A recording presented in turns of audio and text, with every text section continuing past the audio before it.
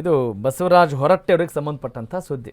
ಏನು ಬಸವರಾಜ್ ಹೊರಟ್ಟಿ ಅಂದ ತಕ್ಷಣ ನಿಮಗೆ ಗೊತ್ತಿದೆ, ಗಿನ್ನಿಸ್ ದಾಖಲೆ ಮಾಡಿದವ್ರಿ ಅವರು MLC ಆಗಿ ಟೀಚರ್ಸ್ ಕಾನ್ಸ್ಟಿಟ್ಯೂಷನಿಂದ ಅಲ್ವಾ.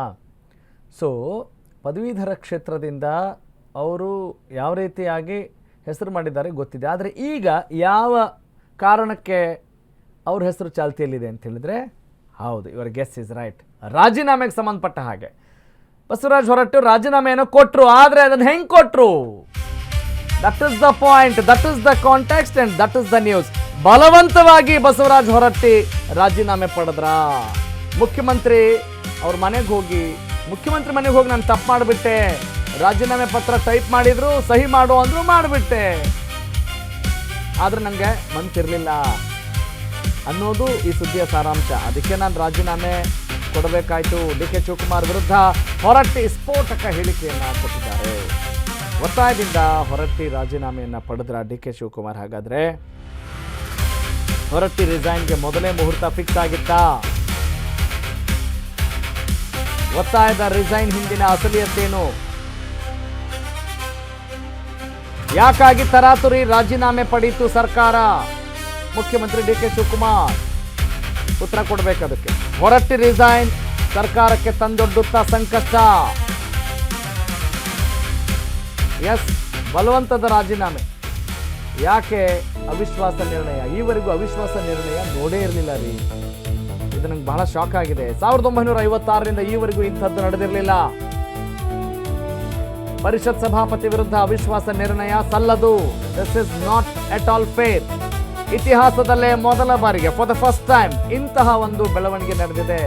ನಾನೇನಾದ್ರೂ ತಪ್ಪು ಮಾಡಿದ್ದೇನೇನ್ರಿ ಅನ್ನೋದು ಹೊರಟ್ಟಿಯ ಮನದಾಳ. ಭ್ರಷ್ಟಾಚಾರ ಮಾಡಿದ್ದೇನಾ? ಅವ್ಯವಹಾರ ಇದೆಯಾ? ನನ್ನ ಮೇಲೆ ಏನಾದ್ರೂ ಕಳಂಕ ಇದೆಯಾ?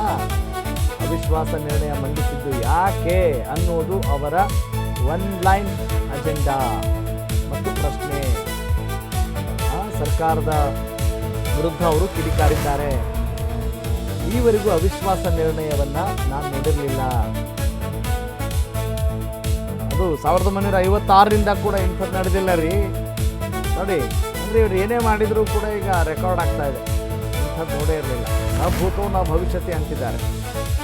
ನಿಜ, ಸಭಾಪತಿಗಳಾಗಿ ಅವ್ರು ಕೆಲಸ ಮಾಡ್ತಾ ಇದ್ರು. ಆದರೆ ಲಾಜಿಕಲಿ ತಪ್ಪು ಅಂತ ಹೇಳಕ್ ಬರಲ್ಲ. ಆದರೆ ಇಂಥದ್ದು ನಡೆದಿಲ್ಲ. ಅವಿಶ್ವಾಸ ನಿರ್ಣಯ ಮಂಡನೆ ಆಗೇ ಇಲ್ಲ ರೀ ಒಬ್ಬ ಸಭಾಪತಿ ವಿರುದ್ಧ. ನಿಮ್ಗೆ ಗೊತ್ತಿದೆ, ಅವರು ಸಭಾಪತಿಯಾಗಿ ಕೆಲಸ ಮಾಡ್ತಾಯಿದ್ರು. ಆದರೆ ವಿಧಾನ ಪರಿಷತ್ತಿನಲ್ಲಿ ಭಾರತೀಯ ಜನತಾ ಪಕ್ಷ ಮತ್ತು JDS ಸಂಖ್ಯೆ ಕಾಂಗ್ರೆಸ್ಗಿಂತ ಕಡಿಮೆ ಇದೆ. ಇತ್ತೀಚೆಗೆ ನಿಮ್ಗೆ ಗೊತ್ತಿದೆ ಅಲ್ವಾ, ಪರಿಷತ್ ಚುನಾವಣೆಯಲ್ಲೂ ಕೂಡ. ಅದೊಂದು ಕಾರಣ ಸಾಕು. ಅಂದರೆ this is not the question of morality. ಇಲ್ಲಿ ನೈತಿಕತೆ ವಿಚಾರ ಅಂತ ಬಂದರೆ ಇವರ ಈ ಉತ್ತರಕ್ಕೆ ಹೌದು ಅಂತ ಮರಗಬೇಕು ಅಲ್ವಾ. ಆದರೆ ಲಾಜಿಕಲಿ ನೋಡಿದಾಗ ಇದನ್ನು ತಪ್ಪು ಅಂತ ಹೇಳೋಕ್ಕಾಗಲ್ಲ. ಆದರೆ ಅವ್ರ ಮನದಾಳವನ್ನು ಹೇಳ್ಕೊಳ್ಳೋಕ್ಕಾಗಲ್ವಾ? ಹೇಳ್ಕೊಳ್ಬೋದು. ಅವರು ತಮ್ಮ ಅಂತರಾಳದ ಮಾತುಗಳನ್ನು ಹೇಳ್ಕೊಂಡಿದ್ದಾರೆ.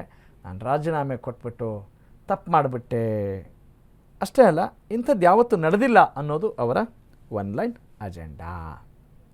ಎಸ್.